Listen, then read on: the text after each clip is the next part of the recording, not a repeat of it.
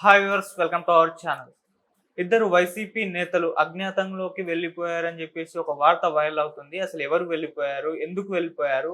దీనికి గల కారణాలు ఏంటంటే ఎలక్షన్స్ తర్వాత మనం చూస్తున్నాం, ఎన్నో చర్చనీయాంశాలు జరగడం చూస్తున్నాం. ఇప్పుడు కూడా ఈ ఇద్దరు వైసీపీ నేతలు అజ్ఞాతంలోకి వెళ్ళిపోవడానికి దాడులే కారణమో, మరి ఇంకేదైనా రీజన్ అయ్యి ఉంటుందో. సో ఇదే అంశం మీద డిస్కస్ చేయడానికి ప్రజెంట్ మనతో పాటు సీనియర్ జర్నలిస్ట్ జయదేవ్ గారు వారితో ఒకసారి డిస్కస్ చేద్దాం. సార్ నమస్కారం సార్. సార్, ఇద్దరు వైసీపీ నేతలు వాళ్ళు కూడా అన్నదమ్ములు అంట కదా, మరి వాళ్ళిద్దరు ఇప్పుడు అజ్ఞాతంలోకి వెళ్ళిపోయారన్న ఒక వార్త వైరల్ అవుతుంది సార్. ఎవరు మరి వాళ్ళు ఎందుకు అజ్ఞాతంలోకి వెళ్ళిపోయినారు సార్? ఎవరు అంటే ఇప్పుడు రాష్ట్ర వ్యాప్తంగా కూడా ఎస్పెషల్లీ పల్నాడు, రాయలసీమలో కొన్ని ప్రాంతాల్లో కొంచెం ఉద్రిక్త వాతావరణాలు ఉన్నాయి. ఎందుకున్నాయి అని అంటే రకరకాల కారణాలు. కొంతమంది ఏం చెప్తున్నారంటే 5 ఏళ్ళు అసలు వీళ్ళు మమ్మల్ని బాగా ఇబ్బంది పెట్టారు, రుబాబు చేశారు, ఇంక మీ పని అయిపోయిందిరా, మీ సంగతి చెప్తాం అనుకొని అంతవరకు కాముగా ఉన్న వాళ్ళు వీళ్ళు గట్టిగా ప్రశ్నించడం.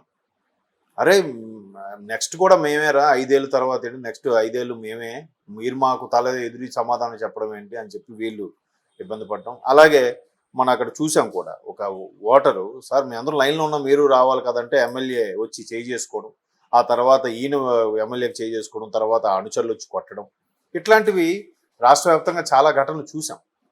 అయితే ఇది పర్టికులర్గా మాచర్ల, కారంచేడు అంటే పల్నాడు ప్రాంతం ఏదైతే ఉందో, ఈ పల్నాడు ప్రాంతం కూడా ఎందుకో బాగా ఉద్రిక్త పరిస్థితులు నేర్కొన్నాయి.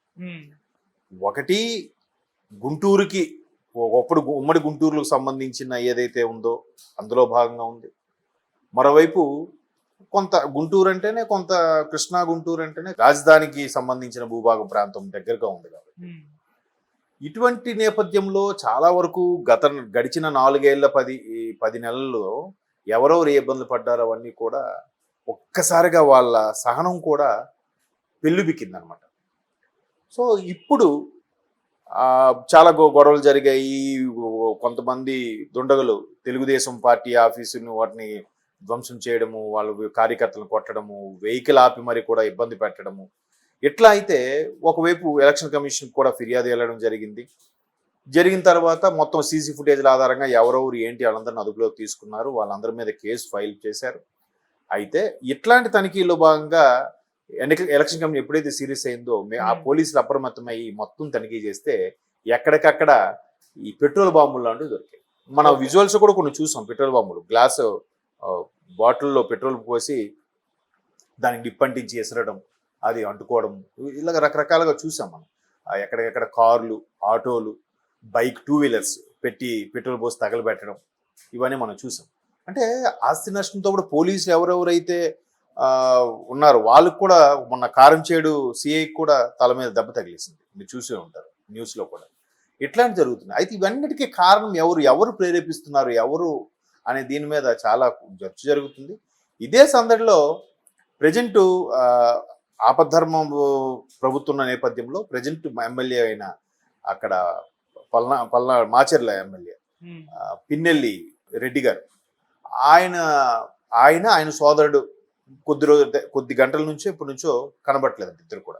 బట్ గన్మెయిన్ అవైలబిలిటీలు ఉన్నారు, వాళ్ళు పిఏలు అవైలబిలిటీలు ఉన్నారు, అనుచరులందరూ ఉన్నారు. బట్ ఇద్దరు అన్నదమ్ములు కనబడట్లేదు. మేబీ ఇష్యూ వాళ్ళ మీదకి వస్తుందని అజ్ఞాతంలోకి వెళ్ళారా, లేదా వాళ్ళు ఈ గొడవలతో మనకి ఎందుకు ప్రబంధం, ఎన్ని కౌంటింగ్ వరకు జాగ్రత్తగా ఉందామని చెప్పి పక్క రాష్ట్రంకి వెళ్ళి దల్దాచుకున్నారా అనేది ఇప్పుడు బిగ్గెస్ట్ డిబేట్. బట్ చాలామంది స్థానికులు చెప్పేది ఏంటంటే, ఇష్యూస్ నడుస్తున్నాయి కాబట్టి అందరూ ఆగ్రహావేశాలతో ఉన్నారు, బాగా ఉడికిపోయి ఉన్నారు, కడుపు మంటతో రగిలిపోయి ఉన్నారు. సో ఈ సందర్భంలో దొరికిన చాలా ఇష్యూస్ జరిగే అవకాశం ఉంది. ఏముంది, నచ్చని వ్యక్తి కనబడినా ఏదో ఒక మాట అంటాము, నోరు జారుతారు, మాట ఇసిరేస్తారు, తర్వాత చెయ్యి ఇసురుతారు, రకరకాలు జరుగుతాయి. ఒకటి చూసారు కదా, మా నాయకుని కొడతారు అని వాళ్ళు వైపు రెచ్చిపోవడం, ఇవన్నీ ఇంకా పోలీసులు అదుపులు చేయలేని పరిస్థితి వస్తుంది. ఎందుకంటే నాకు తెలిసి ప్రతి 900 మందికి ఒక పోలీసు ఉన్నారంట విజయవాడ. ఎక్కడ కంట్రోల్ చేయగలరు ఎంతమందిని? వీళ్ళు కూడా ఈ పోలీస్ బాంబులు, చేతికి వచ్చిన పెద్ద పెద్ద రాళ్ళు, సోడాలు పెట్టి కొట్టుకుంటుంటే వాళ్ళు మనుషుల ప్రాణాలే కదా. ఇట్లాంటి నేపథ్యంలో మరి అలాంటి ఇష్యూస్ ప్రేరేపించారని చెప్పి వీళ్ళకి వస్తుందని వెళ్ళిపోయారా, లేదా ఎందుకు గొడవలతో వరకు జాగ్రత్తగా ఏ కేసులు అవ్వకుండా ఉందాము, ప్రశాంతంగా ఉందామని చెప్పి వేరే పక్క రాష్ట్రంకి వెళ్ళి దల్లాచుకున్నారో తెలియదు. కానీ పిన్నెల్లి రామకృష్ణారెడ్డి గారు కానీ వాళ్ళ సోదరుడు కానీ కనబడట్లేదని కానీ ఇప్పుడు పెద్ద హల్చల్. అయితే ఏంటి ఇప్పుడు దీన్ని కూడా మళ్ళీ ఎట్లా అంటే, ఇది ప్రత్యర్థుల కుట్ర, ప్రత్యర్థులే వీళ్ళని ఏమో చేస్తుంటారు, లేకపోతే వీళ్ళని కిడ్నాప్ చేస్తుంటారు అని కూడా ఆల్రెడీ స్టార్ట్ చేసేసారు ఒక వర్గం వాళ్ళు, అంటే ఆయన ఫేవర్గా ఉండేవాళ్ళు. మేబీ పిన్నెల గారు ఇప్పుడు థర్డ్ టైం అనుకుంటా మొదటిసారి గెలవడం, 2009 తర్వాత 11 ఇప్పుడు థర్డ్ టైం అనుకుంటా 19. సో ఈ 3 సార్లు చేశారు కాబట్టి 4వ సారికి ఎలాగూ కొంత వ్యతిరేక ధోరణి ఉంటుంది. ఆ ధోరణిని తట్టుకోలేక ఇలా చేశారు అనేది ఒక వాదం.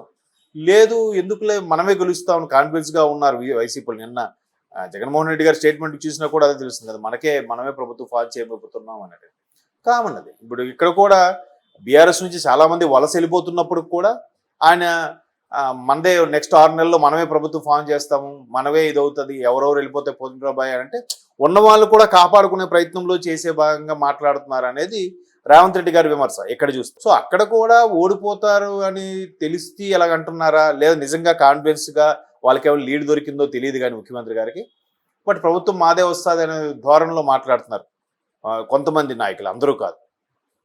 సో దాన్ని ఇంకాస్త ముందుకు తీసుకెళ్ళడానికి ప్రయత్నం చేస్తున్నట్టుగా అనిపిస్తుంది తప్ప, ఈ ఎట్లా ఉన్నప్పుడు ఆల్రెడీ ఎవరెవరైతే బాగా ఇబ్బంది పడి రగిలిపోయారో వాళ్ళందరూ కూడా ఎదురు తిరిగే అంశం ఉంటుంది. ఇదే కరెక్ట్ టైం. మళ్ళీ రేపు గవర్నమెంట్ ఫామ్ అయ్యాక మళ్ళీ ఏం చేయలేరు. మళ్ళీ అప్పుడు లా అండ్ ఆర్డర్ కరెక్ట్గా ఉంటుంది, ముఖ్యమంత్రి కూడా పర్ఫెక్ట్గా ఉంటారు, అధికారులు అందరూ కరెక్ట్గా టైం టు టైం ఉంటారు. ఇప్పుడు ఆపద్ధర్మం ఉంది కాబట్టి కొంత వెసులుబాటు ఉంటుందని ఉద్దేశము. మన మొత్తానికి ఎవరికి వాళ్ళు చెలరైపోయి దోషణలు, భాషణలు, రాళ్ళుదాడులు, కొట్టుకోవడాల వరకు వెళ్తున్నాయి.